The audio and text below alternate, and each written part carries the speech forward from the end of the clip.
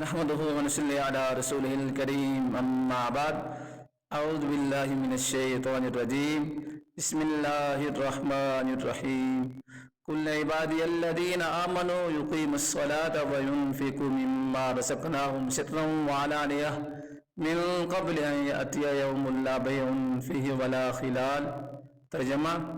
میرے جو بندے ایمان لائے ہیں ان سے کہہ دو یقیم الصلاۃ، وہ نماز کو قائم کریں، وَيُنْفِقُوا مِمَّا رَزَقْنَاهُمْ، ہم نے جو ان کو رزق دیا ہے، سرًا وعلانیہ، پوشیدہ طور پر بھی اور اعلانیہ طور پر بھی اللہ کے راستے میں خرچ کریں، من قبل ان یأتی یوم لا بیع فیہ ولا خلال،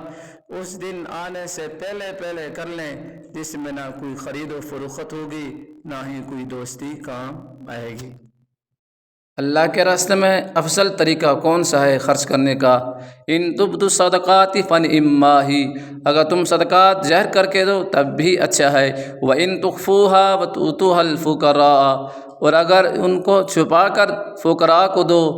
فَهُوَ خَيْرٌ لَكُمْ، یہ تمہارے حق میں کہیں بہتر ہے، وَيُكَفِّرُ عَنْكُم مِّن سَيِّئَاتِكُمْ، اللہ رب العزت تمہارے گناہوں کو معاف کر دیں گے، وَاللَّهُ بِمَا تَعْمَلُونَ خَبِيرٌ، اللہ رب العزت تمہارے تمام کاموں سے پوری طرح باخبر ہیں۔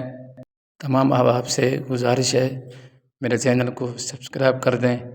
اور بیل آئیکن کو دبا دیں۔ جزاک اللہ خیرہ۔